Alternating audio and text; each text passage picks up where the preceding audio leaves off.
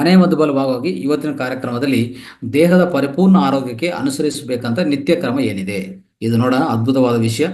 So ಸ್ನೇಹಿತರೆ, ಮನುಷ್ಯನಿಗೆ ಇತ್ತೀಚಿನ ಕಾಲದಲ್ಲಿ ಜೀವನದಲ್ಲಿ ಎಷ್ಟೇ ನೋಡಿ, ಈ ಕಾರ್ಯಗಳ ಒತ್ತಡ, ವಿಪರೀತ ಪರಿಶ್ರಮೆ, ಸತ್ವಾಂಶಗಳ ಕೊರತ, ಈ ಪರಿಣಾಮದಿಂದ ದೇಹಕ್ಕೆ ಏನಾಗ್ತಾ ಇದೆ, ಹಲವಾರು ಕಾಯಿಲೆಗಳು ಬರ್ತಾ ಇದೆ. ಈ ಹೇಳ್ಬೇಕಂದ್ರೆ ನ್ಯೂನ್ಯತಾ ದೋಷಗಳು ಕಾಣಿಸ್ಕೊಳ್ತಾ ಇದೆ. ಇನ್ನು ದೇಹದಲ್ಲಿ ಈ ತರ ಹೆಚ್ಚು ತೊಂದರೆಗಳಾಗ್ತಾ ಇರೋ ಕಾರಣಗಳು ತುಂಬಾ ಕಾರಣಗಳಿದೆ. ಅದರಲ್ಲಿ ಈ ಸ್ವಲ್ಪ ಕಾರಣಗಳು. ಮತ್ತೆ ನಾವು ಆ ದೇಹವನ್ನು, ಈ ನಮ್ಮ ದೇಹವನ್ನು ಆರೋಗ್ಯವಾಗಿ ಇಟ್ಕೋಬೇಕಂದ್ರೆ ಏನೇನು ಅನುಸರಿಸಿದ್ರೆ ನಾವು ಆರೋಗ್ಯ ಕಾಪಾಡ್ಕೋಬಹುದು ಅಂತ ಇವತ್ತಿನ ಕಾರ್ಯಕ್ರಮದಲ್ಲಿ ನೋಡೋಣ. ಸೊ ಈ ಹಲವಾರು ಈ ಕೆಳಗೆ ನಾವು ಏನೇನು ಎಕ್ಸ್ಪ್ಲೇನ್ ಮಾಡ್ತೀವೋ ಈಗ ಈ ಪಾಯಿಂಟ್ಗಳನ್ನು ಸರಿಯಾದ ರೀತಿಯಲ್ಲಿ ನೋಟ್ ಮಾಡಿಕೊಂಡು ಈ ಪಾಲನೆ ಮಾಡಿದ್ರೆ ಒಂದು ಮನೆ ಮದ್ದು ತರ, ಜೀವನ ಶೈಲಿ ತರ ಅಳವಡಿಸ್ಕೊಂಡಿದ್ರೆ ಈ ಪಾಯಿಂಟ್ಸ್ಗಳೆಲ್ಲ ನಾವು ಹೇಳೋದು ಈಗ ಅವೆಲ್ಲ ಅಳವಡಿಸ್ಕೊಂಡ್ರೆ ನಿಮಗೆ ಆರೋಗ್ಯ, ನಿತ್ಯ ಆರೋಗ್ಯನೂ ಕಾಪಾಡ್ಕೊಂತ ಅವಕಾಶ ಹೆಚ್ಚಾಗಿದೆ. ನೋಡಿ, ಬೆಳಗ್ಗೆ ಸೂರ್ಯೋದಯಕ್ಕಿಂತ ಮೊದಲೇ ನಾವು ಎಲಿಯೋದು ಅಂದ್ರೆ ಎದ್ದಬೇಕಾಗತ್ತೆ. ಎದ್ದಿದ ಮೇಲೆ ಬಾಯಿ ತೊಳೆಯೋದು ಮತ್ತೆ ಒಂದು ಉಷಾಪಾನ ಮಾಡೋದು. ಉಷಾಪಾನ ಆದಷ್ಟು ಒಂದು 30 ನಿಮಿಷ ತಗೊಂಡು ಉಷಾಪಾನ ಮಾಡಿ. ಓಕೆ, 30 ನಿಮಿಷ ತಗೊಂಡು 1 ಲೀಟರ್ ನೀರನ್ನು, ಅದನ್ನು ತಾಮ್ರದ ಪಾತ್ರದಲ್ಲಿರೋ ನೀರು ಕುಡಿದ್ರೆ ಒಳ್ಳೇದು. ಬಿಸಿ ನೀರು ಕುಡಿಬೇಕಂತ ಏನಿಲ್ಲ. ಬಿಸಿ ನೀರು ಕುಡಿಬೇಕಂತ ಯಾವ್ದು ಬಿಸಿ ನೀರು ಅಂದ್ರೆ ಯಾವಾಗ ನಿಮ್ಗೆ ತಂಪಾಗತ್ತೋ, ಅಂದ್ರೆ ಕೋಲ್ಡ್ ಆಗುತ್ತೋ, ನೆಗಡಿ ಆಗುತ್ತೋ ಆ ಸಮಯದಲ್ಲಿ ಮಾತ್ರ ಬಿಸಿ ನೀರು. ಪ್ರತಿಯೊಬ್ಬರು ಬಿಸಿ ನೀರು ಕುಡಿಯಬಾರದು. ಸೊ ಬೆಳಗ್ಗೆ ಎದ್ದಿದ ಮೇಲೆ ಈ ಅಂದ್ರೆ ಒಂದು ಲೀಟರ್ ತಾಮ್ರದ ಪಾತ್ರದ ನೀರನ್ನು ಒಂದು ಉಷಾಪಾನದಲ್ಲಿ ಒಂದು ಅರ್ಧ ಗಂಟೆ ತಗೊಂಡು ನಿಧಾನವಾಗಿ ಕುಡಿಬೇಕಾಗತ್ತೆ. ಓಕೆ, ಇದು ಮೊದಲನೇದು. ಮತ್ತೆ ಬೆಳಗ್ಗೆನೆ ಸೊ ಎದ್ದಿದ ಮೇಲೆ ಏನಾಗುತ್ತೆ ಅಂದ್ರೆ ನಮ್ಮ ವಯಸ್ಸಿಗೆ ಅನುಗುಣವಾಗಿ ಏನ್ ಮಾಡ್ಬೇಕು, ನೀವು ವ್ಯಾಯಾಮ, ನಡಕ, ಯೋಗ ಮತ್ತೆ ಪ್ರಾಣಾಯಾಮ ಇದೆಲ್ಲ ಮಾಡ್ಕೊಳ್ಳಿ. ಸ್ವಲ್ಪ ಮುದ್ರೆಗಳು ಮಾಡ್ಕೊಳ್ಳಿ. ಆ ರೀತಿಯಲ್ಲಿ ಇವೆಲ್ಲ ಅಳವಡಿಸ್ಕೊಳ್ಳಿ. ಅದು ಖಂಡಿತ ಕಡ್ಡಾಯ ಮಾಡ್ಬೇಕಾಗಿರೋದು. ಈ ವ್ಯಾಯಾಮ ನಂತರ ಸ್ನಾನ ಮಾಡಿಕೊಂಡು ಅದನ್ನು ತಲಸ್ನಾನ ಕಡ್ಡಾಯವಾಗತ್ತೆ. ತಲಸ್ನಾನ ಕಡ್ಡಾಯ ಮಾಡಿಕೊಂಡು ಆ ತಲೆಗೆ ಈ ಸೀಗಕಾಯಿ ಈ ಪೌಡರು ಮತ್ತೆ ಮೈಗೆ ಏನ್ ಮಾಡಬೇಕು, ಯಾವುದೇ ಕಡಲೆ ಬೆಲೆ ಹಿಟ್ಟು, ಹೆಸರು ಹಿಟ್ಟು ಮತ್ತೆ ಅಕ್ಕಿ ಹಿಟ್ಟು ಇಂಥದ್ದು ಉಪಯೋಗಿಸ್ಬೇಕಾಗತ್ತೆ. ಓಕೆ, ಸೊ ಯಾವುದೇ ಒಂದು ನಿಮಗೆ ಯಾವ್ದು ಅನುಕೂಲ ಆಗುತ್ತೆ ಅದು ಉಪಯೋಗಿಸ್ಕೊಳ್ಳಿ. ಅಂದ್ರೆ ಹಿಟ್ಟು ಮಾತ್ರ ಉಪಯೋಗಿಸಿ, ಸಾಬು ಮಾತ್ರ ಬೇಡ. ಸ್ನಾನದ ಸಮಯದಲ್ಲಿ ಏನ್ ಮಾಡ್ಬೇಕಂದ್ರೆ 2 ಕಣ್ಣುಗಳನ್ನು ಈ ತಣ್ಣೀರಿಂದ ಚೆನ್ನಾಗಿ ಪಿಲುಕಿಸ್ಬೇಕು. ಒಂದು 20 ಸೆಕೆಂಡ್ ಹಾಗೆ ನೀರು ತಗೊಂಡು ಪಿಲುಕಿಸ್ತಾ ಇರಬೇಕು. 2 ಕಣ್ಣುಗಳು ನೀಟಾಗಿ ತಣ್ಣೀರಿಂದ ಪಿಲುಕಿಸ್ಬೇಕು. ಅರ್ಥ ಆಯ್ತಾ? ಅವಾಗ ಏನಾಗುತ್ತೆ ಅಂದ್ರೆ ಇದ್ರಲ್ಲಿ ಏನೇ ಕಲ್ಮಶಗಳಿದ್ರೆ ಆಚೆ ಕಡೆ ಹೋಗುತ್ತೆ. 2 ಕಣ್ಣುಗಳು ಸ್ಪಷ್ಟವಾಗತ್ತೆ. ಕಣ್ಣು ಆರೋಗ್ಯ ತುಂಬಾ ಚೆನ್ನಾಗಿರ್ತದೆ. ಯಾವುದೇ ಅನ್ನೆಸರಿ ಈ ಪೊರೆಗಳು ಬರೋದು, ಈ ಕಣ್ಣು ಮಂದ ಆಗೋದು, ಇಲ್ಲ ದೃಷ್ಟಿ ಮಂದ ಆಗೋದು ಆಗ್ತಾ ಇರ್ತದೆ. ಅವೆಲ್ಲಾನು ತೊಲಗಿಸ್ಕೋಬಹುದು.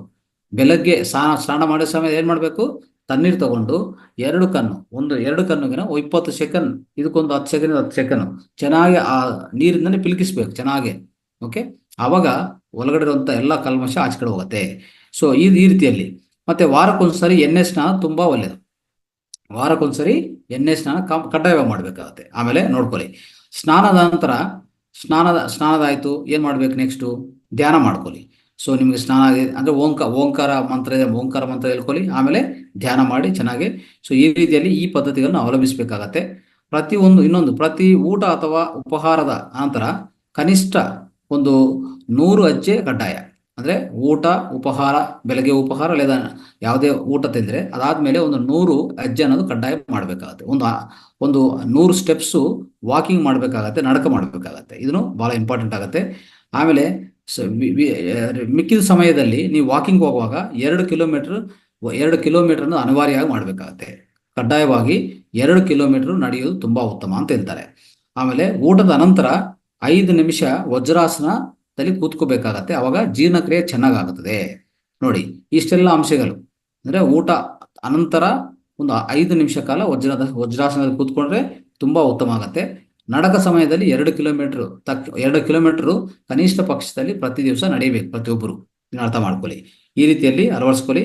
ಮತ್ತೆ ದಿನಾಲು ಊಟವನ್ನು ಸಮಯಕ್ಕೆ ಸರಿಯಾಗಿ ತಿನ್ನೋದು ತುಂಬಾ ಉತ್ತಮ ಕ್ರಿಯೆ ಅಂತ ಹೇಳ್ತಾರೆ ಸ್ನೇಹಿತರೆ. ವಾರಕ್ಕೊಂದ್ಸರಿ ಖಂಡಿತ ಉಪವಾಸ ಇರಬೇಕು. ಅದು ಆರೋಗ್ಯಕ್ಕೆ ತುಂಬಾ ಉಪಕಾರಿ. ಈಗಾಗಲೇ ನಾವು ಹೇಳ್ಕೊಂಡಿದ್ದೀವಿ ಉಪವಾಸ ಅನ್ನೋದು ಕಡ್ಡಾಯ ಅಂತ. ಇಲ್ಲ ಅಂದ್ರೆ ಮಧ್ಯಂತರ ಉಪವಾಸ ಪ್ರತಿದಿನ ಮಾಡ್ಬೋದು, ಅದನ್ನು ಹೇಳಿದ್ವಿ ಇಂದಿನ ಕ್ಲಾಸಲ್ಲಿ. ಸೊ ಊಟದ 1 ಗಂಟೆ ಅನಂತರ ಹೆಚ್ಚು ನೀರು ಸೇವನೆ ಮಾಡ್ಕೋಬಹುದು. ಆ ಜೀರ್ಣಕ್ಕೆ ಒಳ್ಳೆಯದು. 1 ಗಂಟೆ ಅನಂತರ ನೀವು ನೀರು ಸೇವನೆ ಮಾಡ್ಕೋ ತುಂಬಾ ಒಳ್ಳೆಯದು. ಯಾವುದಕ್ಕೆ, ಜೀರ್ಣಕ್ರಿಯಕ್ಕೆ. ನಮಗೆ ಸಮಯ ಸಿಕ್ಕಾಗೆಲ್ಲ ಏನು ಮಾಡ್ಬೇಕಂದ್ರೆ ಸೊ ದೀರ್ಘ ಉಸಿರಾಟ ಮಾಡೋದು. ಅಂದರೆ ಒಂಥರ ಯಾವಾಗ ನಾವು ಊಟ ತಿಂದಿದ ಮೇಲೆ 1 ಗಂಟೆ 2 ಗಂಟೆ ಬಿಟ್ಕೊಂಡು ದೀರ್ಘ ಉಸಿರಾಟ ಅಂದರೆ ಪ್ರಾಣಾಯಾಮ ಪ್ರಕ್ರಿಯೆಯನ್ನು ಮಾಡಿಕೊಂಡ್ರೆ ರಕ್ತ ಪರಿಚಲನೆ ಚೆನ್ನಾಗಿ ಆಗ್ತದೆ. ಆವಾಗ ಆ ಜೊತೆಗೆ ಸ್ವಲ್ಪ ಮುದ್ರೆಗಳಿರ್ತದೆ. ನಾವು ಹೇಳಿರ್ತೀವಿ ಈ ಮುದ್ರೆ ಹೀಗೆ ಮಾಡ್ತದೆ, ಏನೇನು ಕೆಲಸ ಮಾಡ್ತದೆ ಅಂತ. ಆ ಅದು ಹೇಳ್ಬೇಕಂದ್ರೆ ಪೃಥ್ವಿ ಮುದ್ರಾ, ಆಕಾಶ ಮುದ್ರಾ, ಜ್ಞಾನ ಮುದ್ರಾ, ಇಂಥ ಮುದ್ರೆಗಳು ಬೇಸಿಕ್ ಮುದ್ರೆಗಳು. ಅಂಥ ಮುದ್ರೆಗಳು ಮಾಡ್ಕೊತಾ ಇರಬೇಕು. ಯಾವಾಗ ಸಮಯ ಸಿಕ್ಕಾಗೆಲ್ಲ ಆ ಥರ ಮಾಡ್ಕೊತಾ ಇದ್ರೆ ನಿಮಗೂ ತುಂಬ ಉತ್ತಮ ಪರಿಹಾರಗಳು ಆಗುತ್ತಾ, ಅಂದರೆ ಉತ್ತಮ ಆರೋಗ್ಯ ನಿಮ್ಮ ಕೈಯಲ್ಲಿ ಇರ್ತದೆ. ಅರ್ಥ ಮಾಡ್ಕೊಳ್ಳಿ. ಆಮೇಲೆ ವಾರಕ್ಕೆ 2 ಸಲ ಏನು ಮಾಡಬೇಕು, ಸೊ ತಲೆಗೆ ಪೂರ್ತಿ ಅಂದರೆ ಈ ಎಣ್ಣೆ ಹಚ್ಕೊಂಡು, ಸಾರಿ ಎಣ್ಣೆ ಅಲ್ಲ, ಎಣ್ಣೆ ಇಲ್ಲ ಅಂದ್ರೇ ನಾರ್ಮಲ್ ನಾವು ಮಸಾಜ್ ಮಾಡ್ಕೊತೀವಲ್ಲ, ಈ ಆಕ್ಯುಪ್ರೆಷರಲ್ಲಿ ಅದೇ ಒಣದಾಗದ ಮಸಾಜ್, ಅಂದರೆ ವಾರಕ್ಕೂ 2 ಸಲ ತಲಾ ಹಾಗೂ ದೇಹ, ತಲಾ ಮತ್ತು ದೇಹ ಫುಲ್ಲು ಪ್ರತಿಯೊಂದೂ ಈ ಥರ ಪಾಯಿಂಟ್ಗಳು ಎಲ್ಲ ಪ್ರೆಸ್ ಮಾಡ್ಕೊಂಡದು. ಓಕೆ, ಅದು ಎಣ್ಣೆ ಅಂದರೆ ಎಣ್ಣೆ ಇಲ್ಲ, ನಾರ್ಮಲ್ ಮಸಾಜ್ ಅಂದರೆ acupressure massage. Okay, acupressure massage ಪ್ರತಿಯೊಂದು ದಿವಸ ನಾವು 2 ಕೈಯಲ್ಲಿ ಒಂದು 10 ನಿಮಿಷ ಮಾಡಿ ಅಂತ ಹೇಳಿದ್ವಿ. 5 ನಿಮಿಷ ಮಾಡಿ, 5 ನಿಮಿಷ 2 ಕೈಗಳಿಗೂ, 5 ನಿಮಿಷ 2 ಕಾಲುಗಳಿಗೆ ಮಾಡಿಕೊಂಡ್ರೆ ಇದು ಎಣ್ಣೆದಿಲ್ಲದೆ ಮಸಾಜ್, ಅಂದರೆ ಎಣ್ಣೆ ಇಲ್ಲ ಬಟ್ ಡ್ರೈ ಮಸಾಜ್ ಅಂತ ಹೇಳ್ಬೋದು. ಇದನ್ನು ಆಕ್ಯುಪ್ರೆಷರ್ ಮುಖಾಂತರ ಆ ರೀತಿಯಲ್ಲಿ ನೀವು ಎಲ್ಲ ಪಾಯಿಂಟ್ಗಳನ್ನು ಒತ್ಕೊತಾ ಇದ್ರೆ ಆರೋಗ್ಯ ತುಂಬ ಚೆನ್ನಾಗಿರ್ತದೆ ಸ್ನೇಹಿತರೆ. ಅಂದರೆ ಪೂರ್ತಿ ಉತ್ತೇಜಿತ ಆಗುತ್ತೆ ದೇಹದಲ್ಲಿ. ಈ ಪಾಯಿಂಟ್ಗಳೆಲ್ಲ ಆಕ್ಯುಪ್ರೆಷರ್ ಪಾಯಿಂಟ್ಗಳೆಲ್ಲ ಉತ್ತೇಜಿತ ಮಾಡ್ಬೋದು. ಅವಾಗ ಆರೋಗ್ಯ ಅದ್ಭುತವಾಗಿರುತ್ತೆ. ಕನಿಷ್ಠ 10 ದಿನಕ್ಕೊಂದ್ಸರಿ ಉಗುರು ತೆಗಿಬೇಕು. ಈ ಉಗುರು ಅನ್ನೋದಿಲ್ಲ, 10 ದಿನಕ್ಕೊಂದ್ಸರಿ ತೆಗಿಬೇಕಾಗತ್ತೆ ಉಗುರು, ಅರ್ಥ ಮಾಡ್ಕೊಳ್ಳಿ. ತಿಂಗಳಿಗೆ 1 ದಿನ ಬೆಳಗ್ಗೆ ಹೊಟ್ಟೆ ತುಂಬ ಬಿಸಿ ನೀರು ಸೇವಿಸಬೇಕು. ತಿಂಗಳಿಗೊಂದ್ಸರಿ ನಾರ್ಮಲ್ ಸಮಯದಲ್ಲಿ ಪ್ರತಿದಿನ ಏನು ಮಾಡಬೇಕು, ತಾಮ್ರದ ನೀರು. ತಿಂಗಳಿಗೆ 1 ಸರಿ ಏನು ಮಾಡಬೇಕು, ಬಿಸಿ ನೀರನ್ನು ಹೊಟ್ಟೆ ತುಂಬ ಸೇವಿಸಬೇಕಾಗತ್ತೆ. ಇದನ್ನು ಅರ್ಥ ಮಾಡ್ಕೊಳ್ಳಿ. ಆಮೇಲೆ ದಿನಾಲು ಜಲನೀತಿ ಮಾಡೋದು ತುಂಬ ಉತ್ತಮ. ಅದು ಯೋಗ ಮಾಸ್ಟರ್ಸ್ ತಿಳ್ಕೊಳ್ಳಿ. ಬೇಕಂದ್ರೆ ಜಲನೀತಿ ಪಾಠ ಸಿಗುತ್ತೆ, ಅದನ್ನ ಮಾಡ್ಕೊತಾ ಇದ್ರೆ ಈ ಈ ನಮ್ಮ ಈ ಯಾವ ಶ್ವಾಸಕೋಶಗಳ ಈ ಶ್ವಾಸಕೋಶ ನಾಳಗಳು ಇದೆಲ್ಲ ಈ ಈ ಪ್ರಾಂತದಲ್ಲಿರುವಂಥ ಎಲ್ಲ ಅಲ್ಲಿ ಒಳಗೆ ಸೇರ್ಕೊಂಡಂಥ ಪ್ಲಮ್ ಗಿಮ್ ಎಲ್ಲ ಆಚೆ ಕಡೆ ಬರ್ತದೆ. ಅಂದರೆ ಶ್ವಾಸಕೋಶ ನಾಳಗಳೆಲ್ಲ ಶುಭ್ರವಾಗ್ತಾ ಬರ್ತದೆ. ಅದನ್ನ ಅರ್ಥ ಮಾಡ್ಕೊಳ್ಳಿ. ಇದು ಈ ರೀತಿಯಲ್ಲಿ ಮಾಡ್ಕೊಳ್ಳಿ. ಆಮೇಲೆ ದಿನಾಲು ಒಂದು ಸರಿ ಆದರೂ ಕನೀಸ ಚೆನ್ನಾಗಿ ನಗುಬೇಕಾಗತ್ತೆ. ನಗು ತುಂಬ ಒಳ್ಳೆಯದು. ದಿನಾಗೊಂದ್ಸರಿ. ನಿನ್ನೆ ನಗಿದ್ರಲ್ಲ ಬಸವರಾಜ್ ಅವರೇ, ಚೆನ್ನಾಗಿತ್ತಾ? ಎಸ್, ಚೆನ್ನಾಗಿ ನಗಿಸಿದ್ರಲ್ಲ ಮೇಡಮ್.